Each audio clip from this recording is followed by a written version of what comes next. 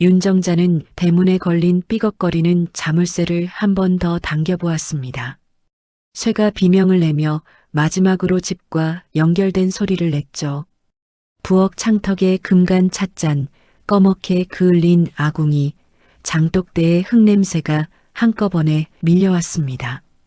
이 집에서 보낸 40년이 손바닥에 묻은 흙처럼 남아 떨어지지 않을 것 같았죠. 그래도 오늘은 계약서에 도장을 찍어야 했습니다. 통장 잔액과 앞으로의 생활비를 계산하면 망설일 여유가 없었습니다. 아들은 괜찮다 했지만 정자는 숫자 앞에서 고개를 끄덕일 수밖에 없었죠. 부동산 중개인은 마당을 한 바퀴 돌며 사진을 찍었습니다. 장독대가 정겹네요. 새 주인도 좋아할 거예요. 정자는 고개를 끄덕였지만 입술이 잘 떨어지지 않았습니다. 네, 오래 썼어요. 중개인은 내일이면 잔금이 들어온다고 설명했고 서울행 버스 시간도 확인해 주었죠. 정자는 안채로 들어가 마지막으로 이불을 개고 서랍 깊숙한 데 넣어둔 남편의 장갑을 꺼냈습니다. 한쪽 엄지에 꿰맨 자국이 울퉁불퉁했죠. 그 장갑을 가만히 접어 보자기에 싸넣었습니다. 점심 무렵 이웃 최 여사가 김이 오른 호박죽을 들고 왔습니다. 정자 씨, 마지막 인사하러 왔네. 정자는 그릇의 따뜻함을 두 손으로 받쳤습니다. 고마워요. 올라가서 잘 지내보려고요. 두 사람은 마루 끝에 나란히 앉아 논두렁을 바라봤습니다. 바람이 스쳐 지나가며 논비릿한 냄새를 남겼죠. 최 여사는 조심스럽게 물었습니다. 아들 내외는 좋다 하대? 정자는 짧게 숨을 고르고 말했습니다. 손주 봐달라 해서요. 내가 도움이 되면 좋잖아요. 스스로에게 들려주는 말처럼 들렸습니다. 오후가 되자 아들 태수가 전화를 걸어왔습니다. 엄마 역에서 픽업할게. 짐은 많아요? 큰 건 보냈고 손짓만 있어.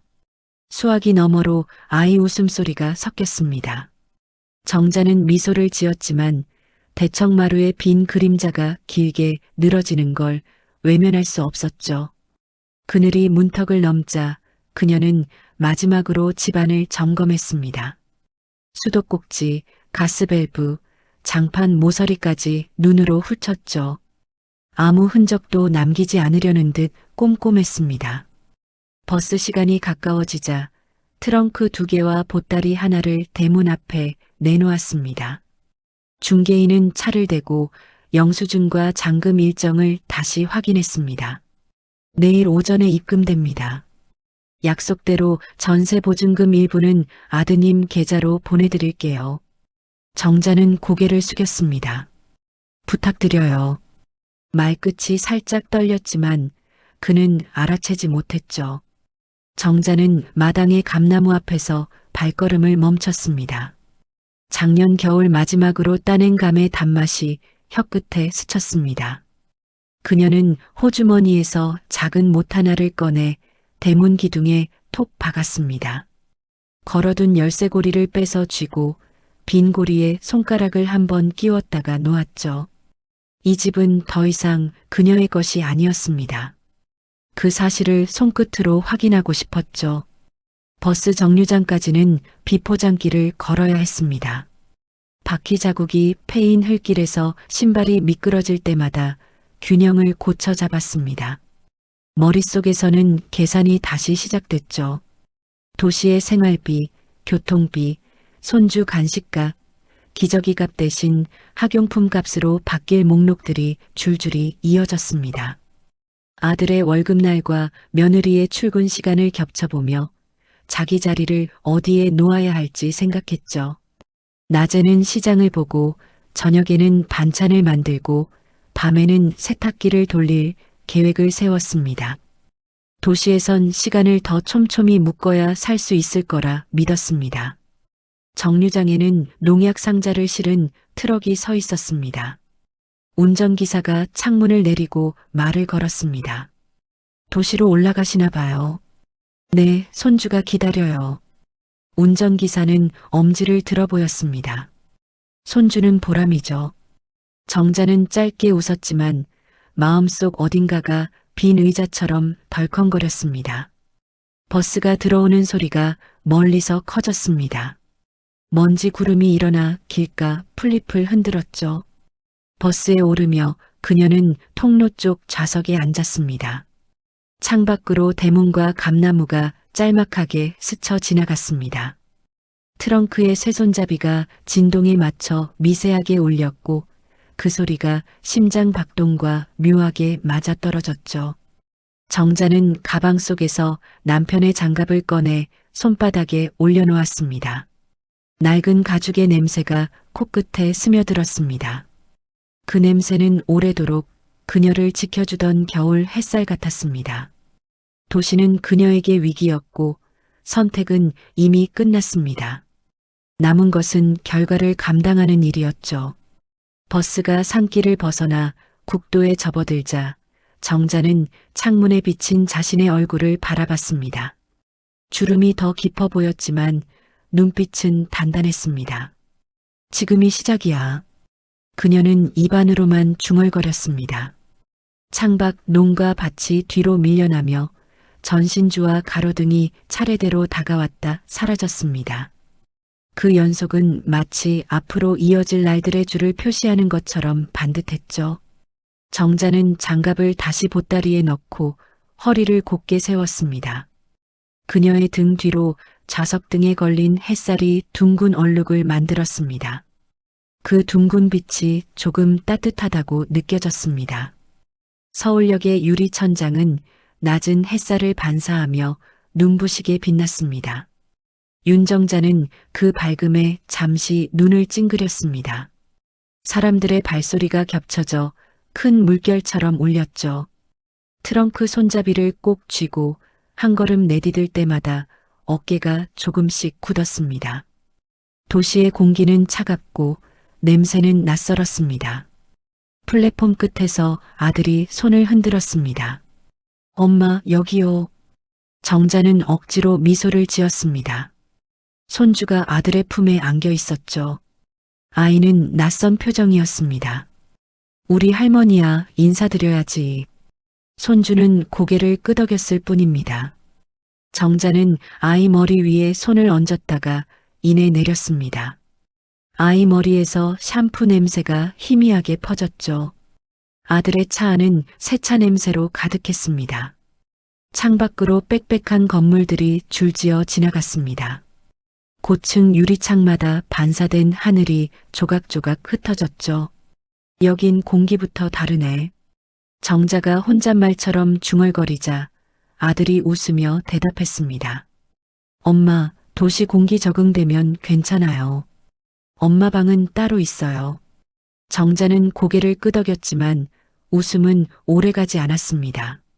아파트 단지는 철문을 지나며 자동 안내음이 흘러나왔습니다. 어서 오십시오. 기계의 목소리가 냉랭하게 울렸죠. 며느리 박선영이 현관문을 열었습니다. 미소는 있었지만 눈빛은 계산적이었습니다.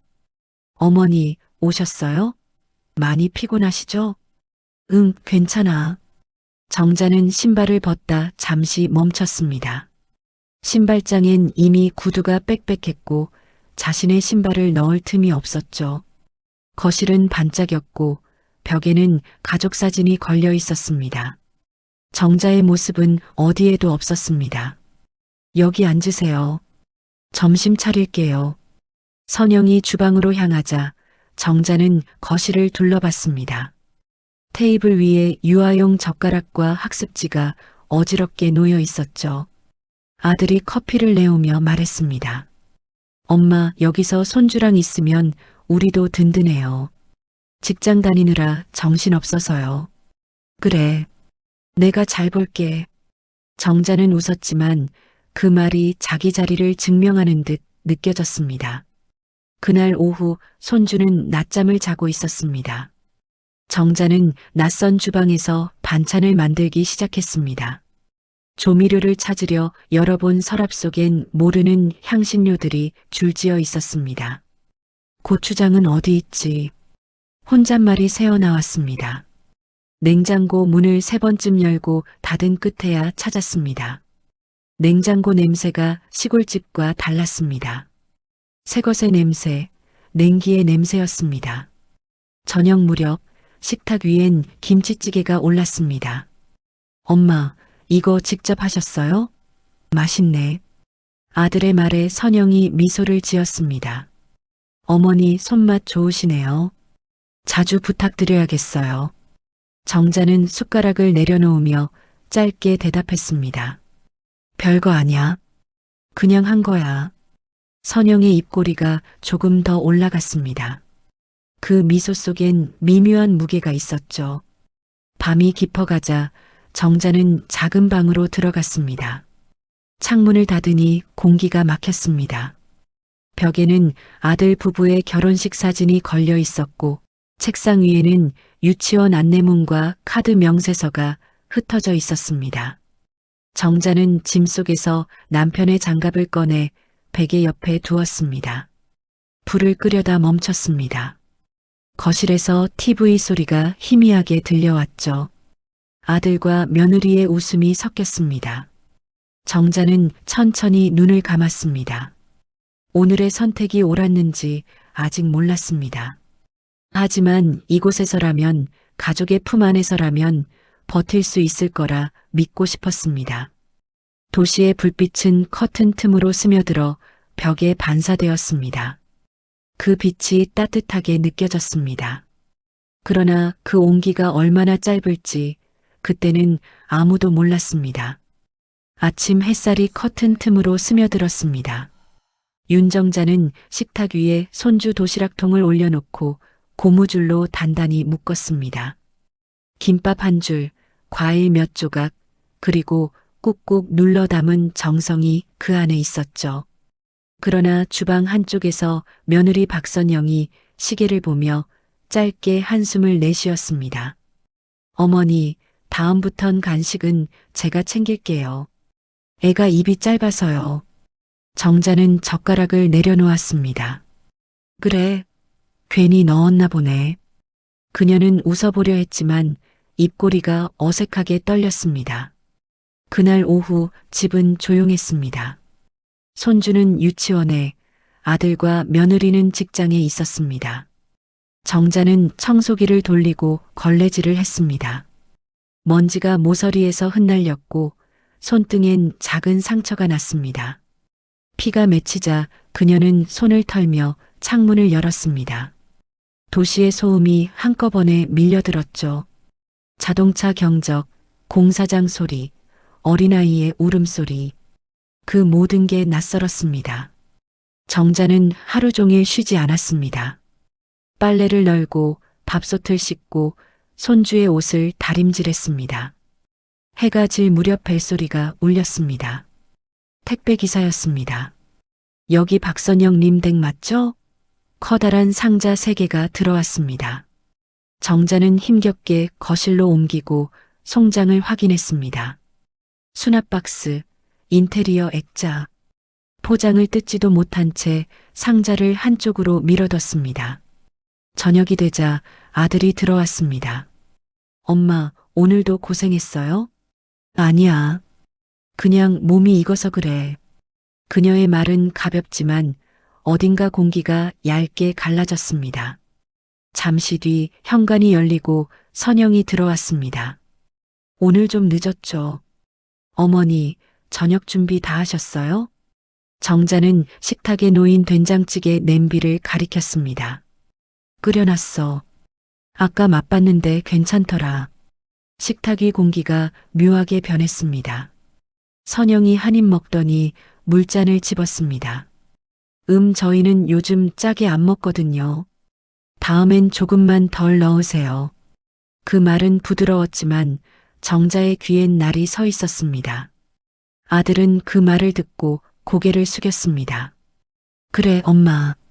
요즘은 다들 싱겁게 먹어.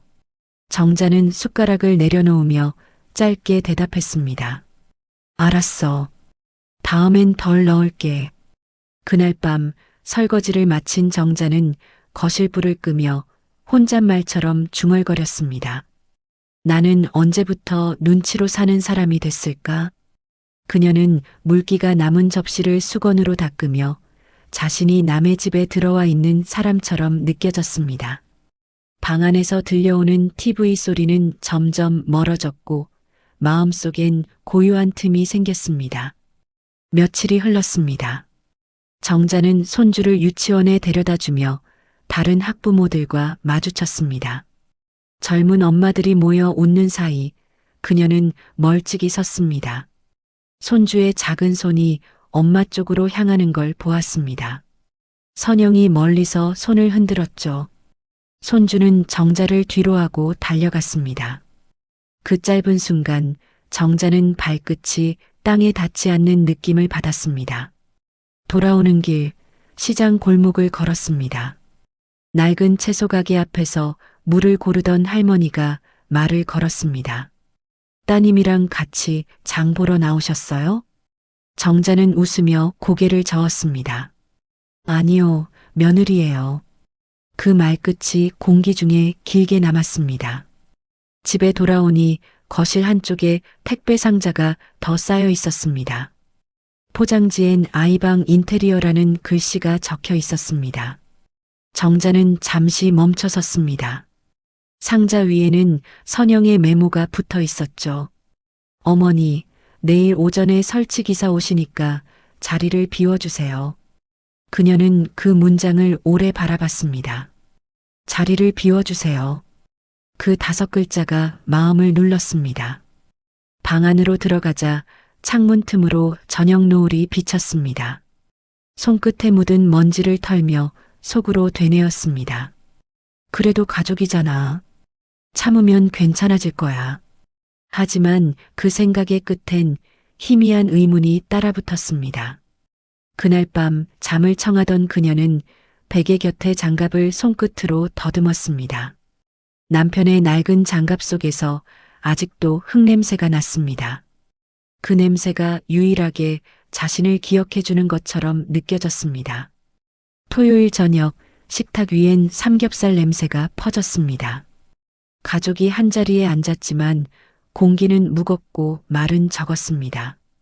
윤정자는 집게로 고기를 뒤집으며 아들의 접시에 한 점을 올렸습니다. 태수야, 많이 먹어라. 요즘 얼굴이 말랐네. 아들은 어색하게 웃었습니다. 일이 좀 많아서 그래, 엄마. 그때 며느리 박선영이 물컵을 채우며 짧게 말했습니다. 요즘 다이어트 중이라 많이 안 먹어요. 어머니는 너무 챙기지 마세요. 그녀의 말투는 부드러웠지만 속은 차가웠습니다. 정자는 집게를 멈추었습니다. 그 말이 진심인지 경계인지 구분이 되지 않았죠. 그래, 알겠어. 짧은 대답이었지만 공기가 달라졌습니다. 식탁 위엔 숟가락 부딪히는 소리만 남았고 냉장고의 웅웅거림이 이상하게 크게 들렸습니다. 손주가 고기를 한 입 먹다 말고 장난감을 들고 일어났습니다. 엄마, 이거 봐. 부부의 시선은 아이에게로 향했습니다. 정자는 젓가락을 내려놓고 그 모습을 조용히 바라봤습니다. 자신이 이 식탁 위에서 투명 인간이 된 듯했죠. 식사가 끝난 뒤 선영은 접시를 치우며 말했습니다. 설거지는 제가 할게요. 어머니는 이제 쉬세요. 됐어. 금방 해. 정자의 짧은 반말이 자연스럽게 나왔지만 선영은 대답 대신 고무장갑을 꼈습니다. 그녀는 뒷모습으로만 의사를 표현했습니다. 정자는 그대로 서 있다가 조용히 방으로 들어갔습니다. 방 안 공기는 눅눅했습니다. 문틈 사이로 들려오는 수돗물 소리가 유난히 길었습니다. 정자는 의자에 앉아 두 손을 비벼보았습니다. 손끝이 메말라 마찰음이 났습니다. 창밖의 아파트 불빛은 켜지고 꺼지며 박자 없이 깜빡였습니다. 그녀의 생각은 천천히 내려앉았죠. 내가 이 집에 도움이 되긴 하는 걸까? 나를 바라보는 눈빛이 언제 이렇게 낯설어졌지? 그때 거실 쪽에서 말소리가 들렸습니다. 여보, 엄마 요즘 힘들어 보이지 않아? 그렇긴 한데 아침부터 움직이시니까 그렇겠지. 그래도 좀 불편하지 않아? 우리 생활 리듬이 다 깨져. 선영의 목소리는 낮았지만 또렷했습니다. 정자는 숨을 죽였습니다. 불편하다. 그 한마디가 마음을 오래 두드렸습니다. 그날 밤 집은 잠잠했지만 그녀는 잠들지 못했습니다. 시계 초침이 한 칸씩 움직일 때마다 방 안의 공기가 줄어드는 것 같았습니다. 정자는 침대 옆에 놓인 작은 가방을 열었습니다. 안에는 시골집 열쇠고리와 남편의 장갑이 있었습니다. 손끝으로 그것들을 매만지며 자신이 어딘가 낯선 세입자처럼 느껴졌습니다. 다음 날 아침 정자는 반찬을 차려두고 밖으로 나왔습니다. 단지 놀이터에서는 아이들이 뛰어놀고 젊은 엄마들이 벤치에 앉아 웃고 있었습니다. 그녀는 멀찍이 서서 그 모습을 바라봤습니다. 도시의 햇살은 눈부셨지만 마음 한쪽은 서늘했습니다. 집으로 돌아오자 선영이 소파 덮개를 정리하고 있었습니다. 어머니, 이거 좀 들어주세요. 정자가 양손으로 끌어당기자 선영은 거울을 보며 중얼거렸습니다. 손주방도 이참에 좀 바꿔야겠어요. 공간이 좁아서. 정자는 잠시 멈췄습니다. 그래, 마음대로 해. 말은 짧았지만 손끝이 미세하게 떨렸습니다. 그날 밤 정자는 불 꺼진 방 안에서 창문을 열었습니다.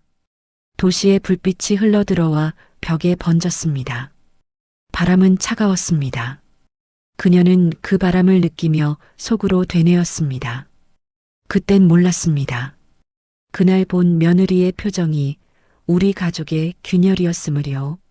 아래쪽 도로엔 차들이 줄지어 달리고 있었습니다. 그 불빛들이 창문 유리에 스쳐 지나갔습니다. 정자는 커튼을 닫았습니다. 그 작은 행동이 마치 마음의 문을 닫는 것처럼 느껴졌습니다. 이른 아침 윤정자는 거실에서 이불을 개고 있었습니다. 손끝이 느릿했고 허리는 조금 굽었습니다. 창밖으로 봄비가 내렸습니다. 물방울이 베란다 유리에 튀며 리듬을 만들었죠.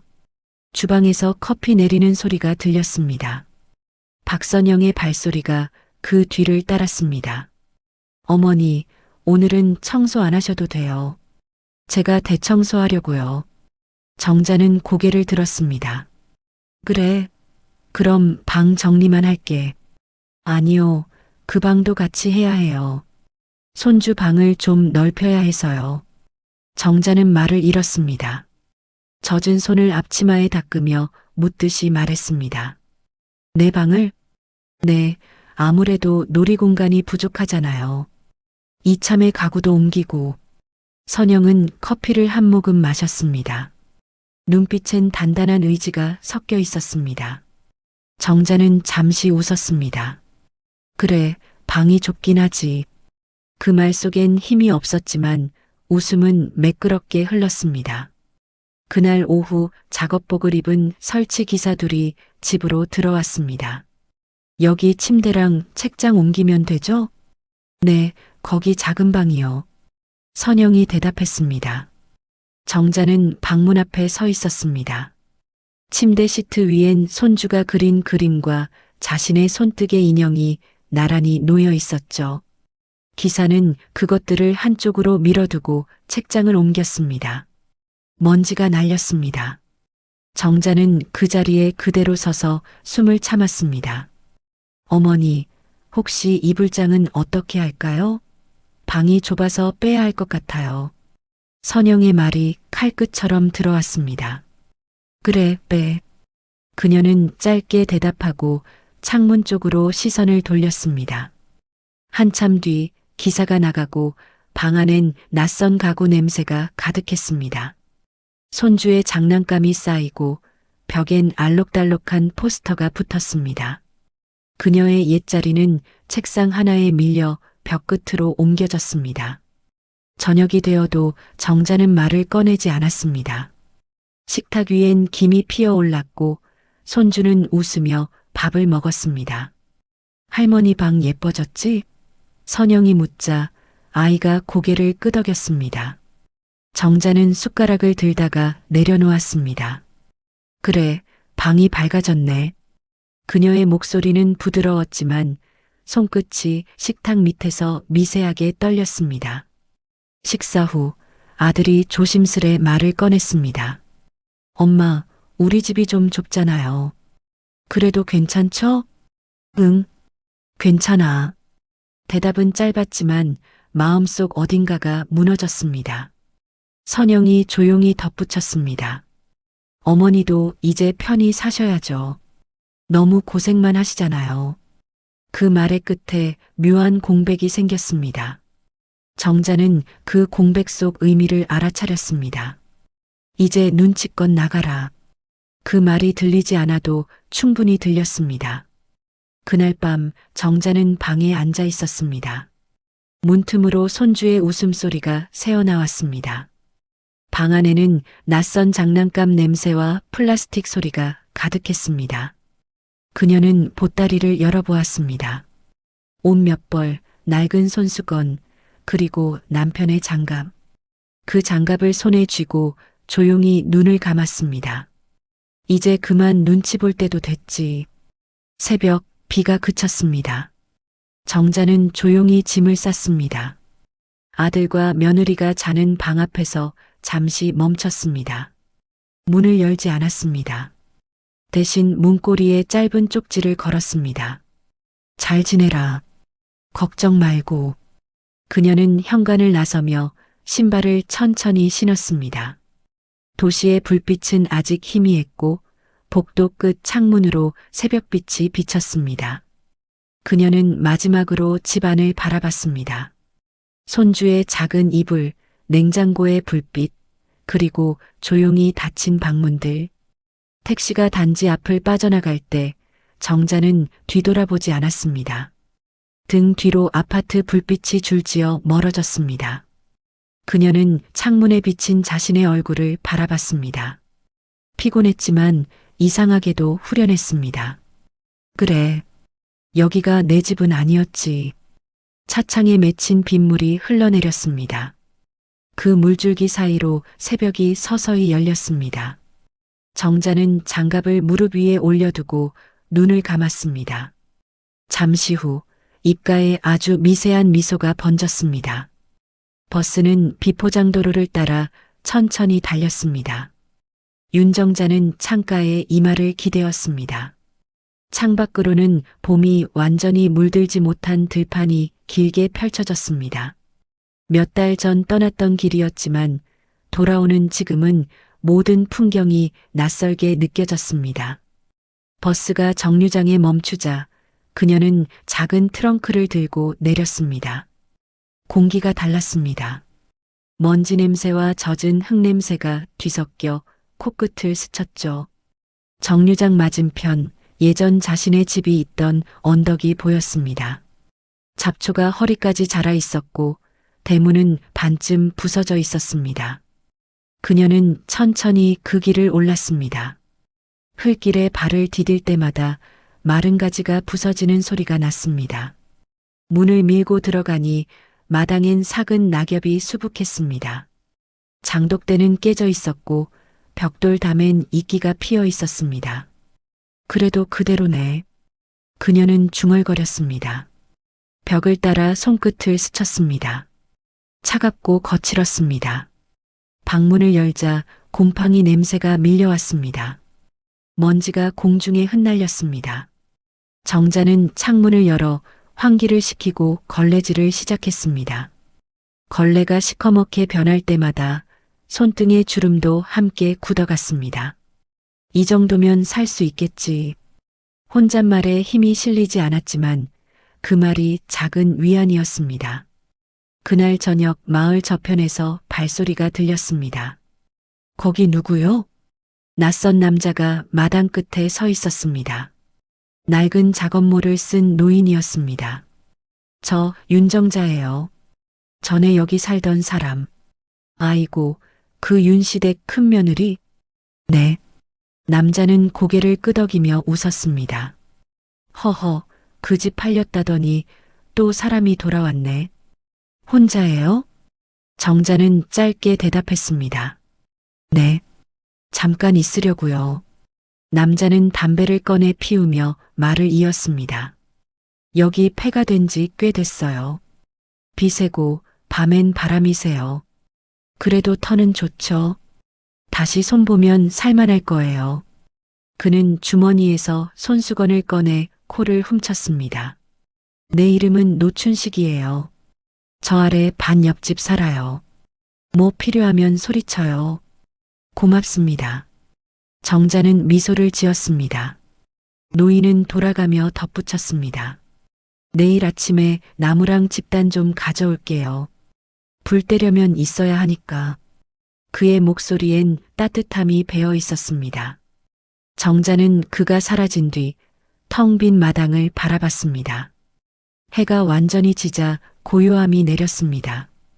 개 짖는 소리와 풀벌레 소리가 번갈아 들려왔습니다. 그녀는 트렁크를 열어 작은 천막을 꺼냈습니다. 방 안에서 자긴 어려울 것 같았습니다. 낡은 담벼락 옆에 천막을 세우고 안에 작은 담요를 깔았습니다. 차가운 흙냄새가 코끝을 파고들었지만 그 냄새가 오히려 익숙했습니다. 밤이 깊어지자 바람이 불었습니다. 천막이 살짝 흔들렸습니다. 정자는 남편의 장갑을 꺼내 손에 끼웠습니다. 손가락이 헐거웠습니다. 괜찮아. 여긴 내 자리야. 그녀는 낮게 중얼거렸습니다. 그 말이 입에서 나오자 묘하게 마음이 가벼워졌습니다.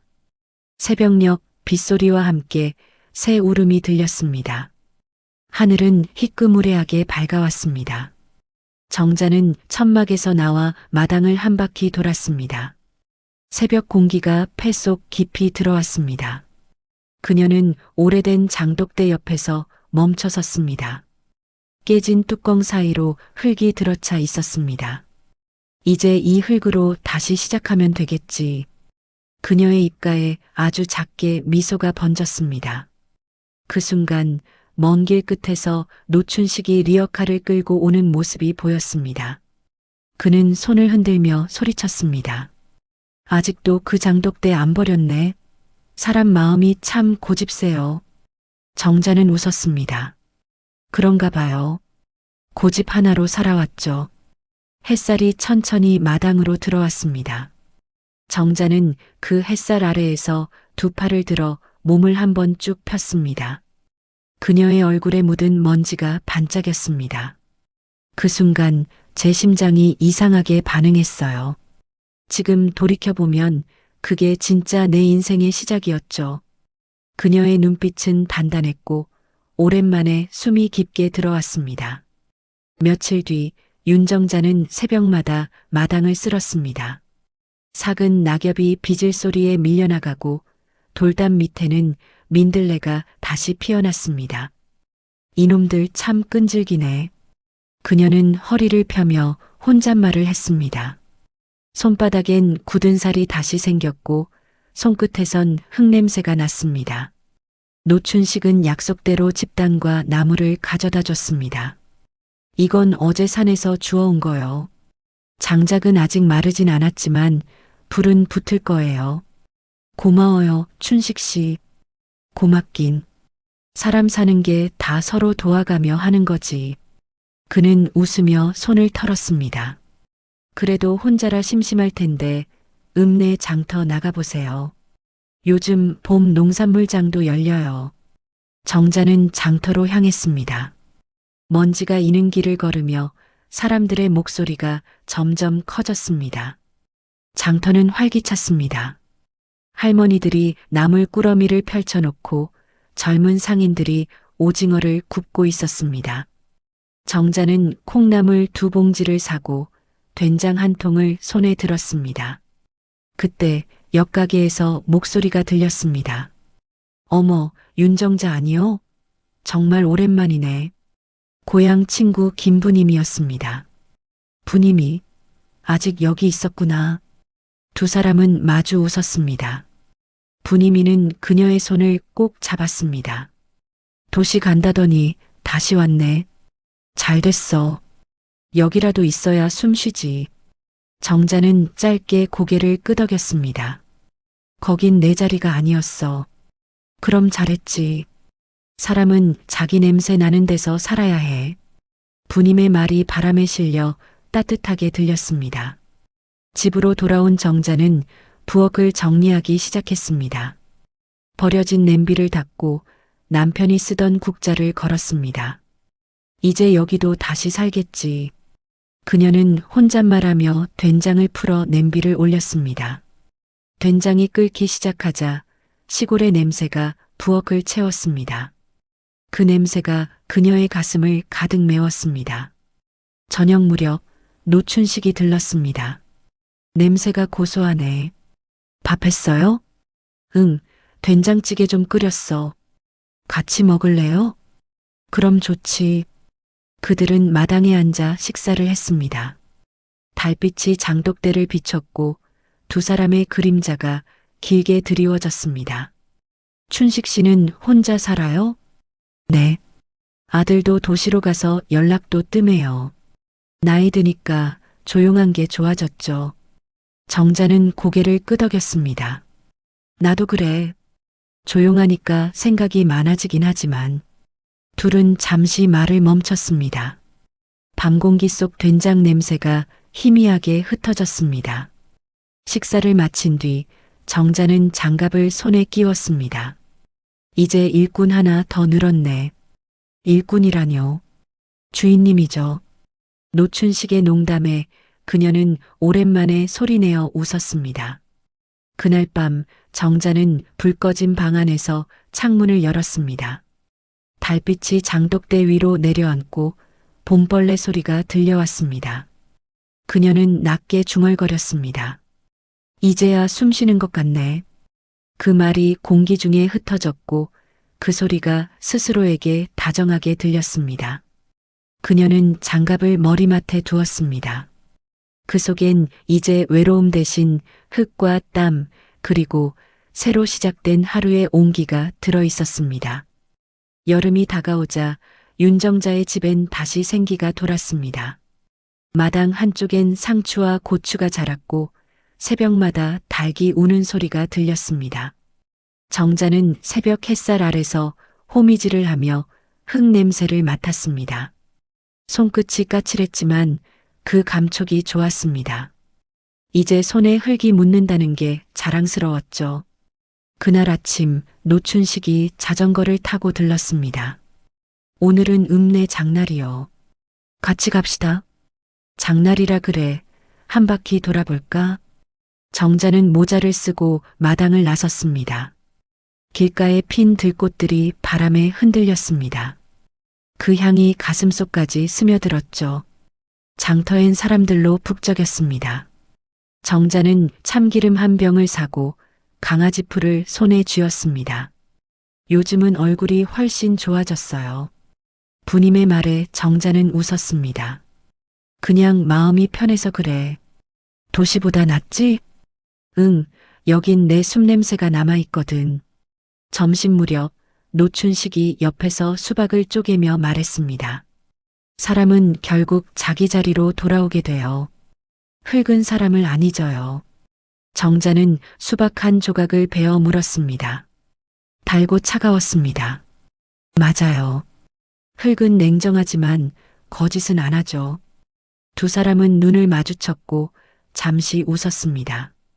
해질 무렵 정자는 집으로 돌아와 마당에 물을 뿌렸습니다. 햇빛이 물방울에 반사되어 반짝였습니다. 여기 있으면 시간도 느리게 가는 것 같아. 그녀는 장독대를 쓰다듬었습니다. 그 위에 남편의 장갑을 올려두었습니다. 장갑은 햇살에 반쯤 말라 있었습니다. 그날 밤 바람이 서늘했습니다. 정자는 방 안에 앉아 불 꺼진 창밖을 바라봤습니다. 멀리서 개 짖는 소리, 풀벌레 소리, 그리고 부엌에서 된장 익는 냄새가 났습니다. 그 모든 게 그녀의 호흡처럼 익숙했습니다. 도시는 나를 몰랐지만 여긴 아직 내 냄새를 기억하네.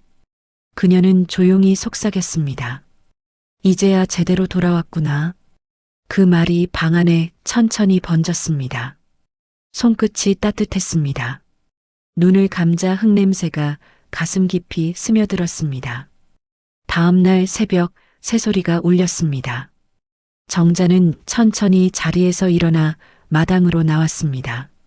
새벽빛이 산등성이를 타고 내려오고 들꽃이 고개를 들었습니다. 그녀는 손을 허공에 들어 올리며 속삭였습니다. 오늘도 살아야지. 햇살이 장갑 위에 닿았습니다. 그 장갑은 마치 미소 짓는 사람처럼 보였습니다. 윤정자는 천천히 고개를 숙여 장갑을 매만졌습니다. 그리고 낮게 웃었습니다. 이제야 진짜 내 집이네. 그녀는 그 자리에 오래 서 있었습니다. 흙냄새, 바람, 햇살이 한꺼번에 품 안으로 들어왔습니다.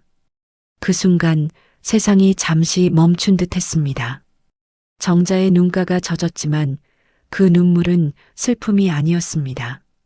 그건 오랜 시간 끝에 되찾은 나의 냄새였습니다.